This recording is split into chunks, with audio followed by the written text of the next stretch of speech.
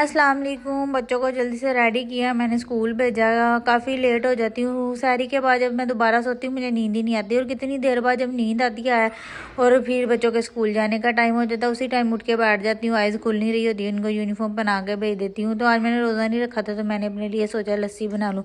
मेरा Cola ignore करें क्योंकि मैं इसमें ना वो ऑयल गर्म करती हूँ, इस वजह से ये सड़ गया, इसलिए मेरे से इसको धोया भी नहीं अच्छे से जा रहा। मैंने भी लस्सी, बच्चों ने ये नाश्ता अपना छोड़ा हुआ था। वैसे ही काफ़ी दिन हो गए थे कि मेरी तबीयत अजीब सी हो रही थी, और मैंने जो टेस्ट करवाए थे वो मैंने चेक भी नहीं करवाए थे।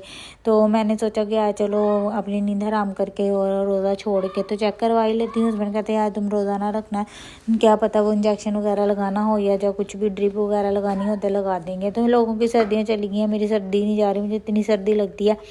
मेरा दिल करता रहता है कि अभी भी मैं धूप में जाके बैठूँ, हालांकि लोग कोई भी धूप में अब नहीं बैठता। बाहर का मौसम ऐसे का हुआ है ना, तो वो काफ़ी बच्चे हैं जो 8:30 बजे स्कूल जाते हैं, और मेरे बच्चों का 7:30 बजे स्कूल लग जाता है। इतनी जल्दी उठना पड़ता है और आइज़ खुल नहीं रही होती है, और बच्चों का भी कोई मूड नहीं होता। कभी कभी तो मुझे 7 बज जाते हैं और मैं आधे घंटे में इनको रेडी भी करती हूँ और साथ में खाना भी खिलाती हूँ और जल्दी से मैं इनको भेज देती हूँ। और फिर मुझे ना होता है कि मैं बस जल्दी से सो जाऊँ, क्योंकि मुझे इतनी ज़्यादा नींद आई होती है ना सारी के बाद भी। तकरीबन रात को भी फिर सोते सोते 12 बज ही जाते हैं इस वजह से।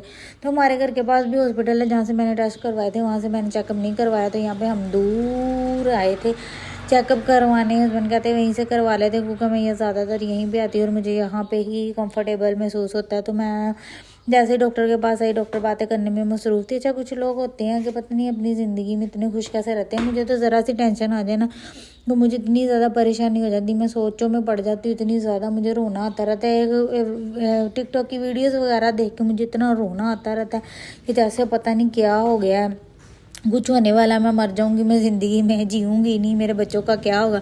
ऐसे कि बस ओवर थिंकिंग करती रहती हूँ, सोचती रहती हूँ, ज़हन में कुछ ना कुछ आता रहता है कि पता नहीं क्या होगा, आगे क्या होगा, मेरे बच्चों का क्या होगा। लोग पता नहीं, मैं कहती हूँ लोगों का दूसरों का बुरा करके भी इतने ज़्यादा खुश रहते हैं, इतने ज़्यादा खुश रहते हैं कि उनको कभी भी महसूस ही नहीं होता कि उनके साथ कुछ मतलब वो उनके साथ बुरा भी हो रहा हो ना, तो उन्होंने कभी ये नहीं सोचना कि हमने भी शायद किसी के साथ बुरा किया होगा। वो बुरा करके भी खुश रहते हैं, और हम लोग अगर ना भी किया हो और हमें ज़रा सा कुछ हो जाए और हम सोचों में पड़ जाते हैं कि हमने पता नहीं क्या कर दिया, या अल्लाह हमसे कौन सा गुनाह हो गया, हमसे मम्मी माफ़ कर दे।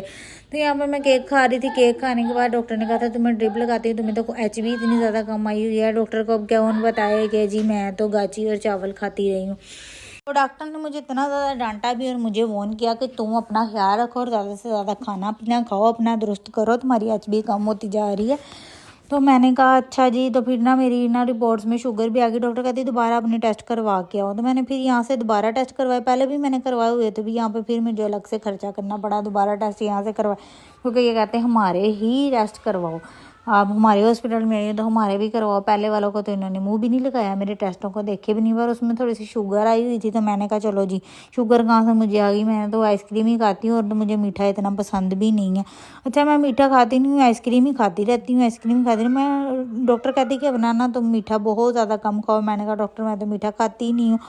यहाँ पर ड्रिप इतनी स्लो चल रही थी, तो मैंने ना थोड़ी सी तेज़ की, तो डॉक्टर ने आके, वो नर्स ने आके ना फिर हल्की कर दी। कहती है तुम्हें सर्दी लगने लग जाएगी, दिल ख़राब होने शुरू हो जाएगा। तो मैं वो चली गई, मैंने फिर थोड़ी सी तेज़ कर दी, क्योंकि मुझे बच्चों की इतनी ज़्यादा फिक्र हो रही थी कि उनको 11:30 बजे स्कूल से छुट्टी हो जाएगी और यहाँ पे 12:30 का टाइम हो गया था। तो मैं कह रही थी बस ये जल्दी से ख़त्म हो और मैं घर जाऊँ और बच्चों को देखूँ जाके क्या कर रहे हैं। उन्हें खाना भी नहीं खा के जाते सुबह के टाइम। तो यहाँ पे मैंने तेज़ की इसको जल्दी से, अब दो करते रहे, जल्दी जल्दी से गिर रहे थे, तो जल्दी से मैंने कहा कि ख़त्म हो और हम घर जाएँ। उस्मान भी मुझे आके बार बार तंग कर रहा था, वो भी बेचारे की तबीयत नहीं ठीक थी, और मेरे हस्बैंड ना बाहर बैठे हुए थे, उनकी भी ना थोड़ी सी तबीयत नहीं ठीक थी। पता नहीं आजकल तबीयतों को क्या हो गया, सर्दी गर्मी की वजह से हो जाती है, कभी गर्मी की वजह से हो जाती है तबीयत ख़राब। पता नहीं आजकल का मौसम ही ऐसे हुआ। तो फाइनली मेरी ड्रिप ख़त्म हुई है, मैं डॉक्टर के पास गई, डॉक्टर ने फिर मुझे बोला कि दोबारा आ जाना। तो मेरे हस्बैंड कहते हैं कि जाओ पूछ के आओ दोबारा कब आना है। तो फिर मैं ऊपर गई, फिर मैं इतना ज़्यादा थक गई, आए तो ऊपर नीचे के चक्कर लगा लगा के ना बस हो गई, कभी क्या करो कभी क्या करो।